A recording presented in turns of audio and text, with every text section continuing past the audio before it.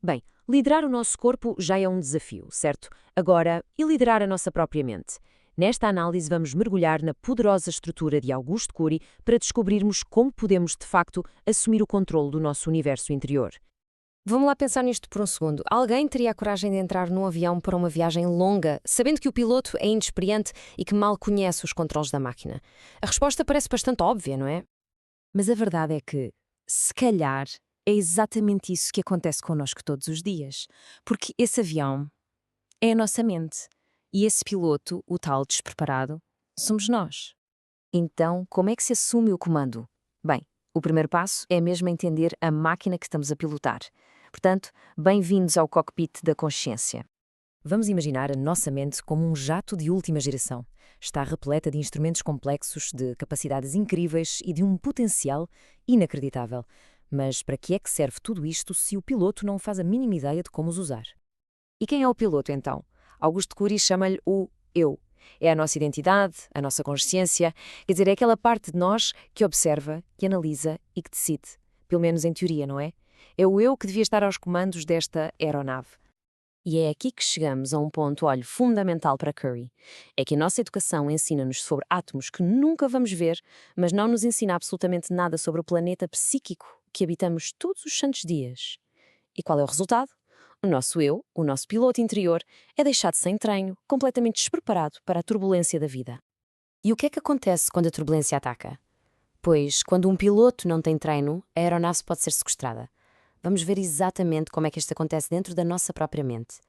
Cury chama a estas zonas de turbulência janelas killer. E atenção, não estamos a falar de simples más recordações, não. São memórias traumáticas ativas. Pensemos numa humilhação passada ou numa perda dolorosa. Elas funcionam como autênticas prisões que podem encarcerar a nossa consciência, o nosso eu, e assumir o controle de tudo. E como é que estas janelas se abrem assim, de repente? Através do que ele chama o gatilho da memória. Podemos pensar nisto como uma espécie de copiloto rebelde.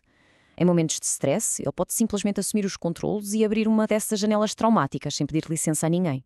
Ora bem, a sequência do sequestro mental é mais ou menos esta. Tudo começa com um foco de tensão. Isto ativa o gatilho inconsciente, que por sua vez abre a tal janela traumática. De repente, a mente é inundada por emoções negativas e o eu, o nosso piloto consciente, perde o acesso aos controlos, fica trancado fora do cockpit. É este o mecanismo por trás de fobias, ataques de pânico e daquelas reações impulsivas que às vezes nos escapam. Mas calma, há boas notícias. É que nenhum piloto nasce treinado, pois não? Portanto, está na altura de passarmos da teoria à prática e de aprendermos a ser os autores da nossa própria história. O objetivo, no fundo, é este. É deixar de ser um passageiro passivo na mente para se tornar o realizador do seu próprio guião. É uma mudança de papel, de espectador para autor. É assumir um papel ativo na gestão do nosso mundo interior. E o que é que isso significa na prática, ser um autor da própria história? Bem, significa criar aquela pausa para pensar antes de reagir. Significa recusar ser um escravo de pensamentos perturbadores. É fazer escolhas deliberadas, com a consciência de que implicam perdas e ganhos. É reconhecer as fragilidades pessoais sem vergonha. E, acima de tudo, é gerir a mente em vez de sermos geridos por ela. Certo, tudo isto é muito bonito, mas como é que se faz na prática? Vamos explorar uma ferramenta incrivelmente poderosa, o silêncio proativo, e vamos ilustrá-la com uma história marcante. Vamos imaginar um cenário de pressão emocional levado ao extremo. Um mestre, Jesus, é confrontado por uma multidão hostil e apanhado numa armadilha concebida para o destruir, fosse qual fosse a sua resposta.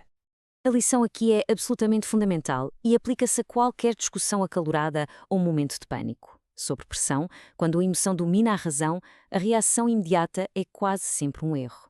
A melhor resposta inicial pode muito bem ser não dar resposta nenhuma. E foi precisamente isso que ele fez. Em vez de reagir, ele silenciou, ajoelhou-se e começou a escrever na areia. Esta ação, completamente inesperada, quebrou o ciclo de agressão, desarmou a multidão e devolveu-lhe o controle total da situação. Foi só depois de gerir o seu estado interno, através do silêncio, que ele deu a sua resposta magistral. Uma resposta que mudou o foco, desarmou a multidão e transformou agressores em pessoas que de repente estavam a refletir sobre si mesmas. Ok, então como é que podemos aplicar tudo isto? Vamos resumir num plano de voo prático para que possamos retomar os controlos do nosso próprio cockpit. O nosso novo plano de voo tem 4 pontos essenciais. Primeiro, mapear os nossos fantasmas mentais, ou seja, conhecer os medos e as ansiedades que nos controlam para lhes tirar o poder. Segundo, usar o silêncio proativo para criar aquele espaço crucial entre o que acontece e a forma como reagimos. Terceiro, deixar de ser o nosso próprio carrasco. Aceitar a imperfeição é libertador. E por fim, aprender a filtrar o stress. Não temos de absorver toda a negatividade à nossa volta. A mensagem final de Curry é uma mensagem de urgência. É que este trabalho interior, esta decisão de assumir o comando, não pode ser adiada. E isto leva-nos de volta à pergunta inicial, não é? Só que agora ela tem um peso completamente diferente. A responsabilidade é nossa. A decisão é nossa. A pergunta que fica no ar é, afinal de contas, quem está a pilotar este avião?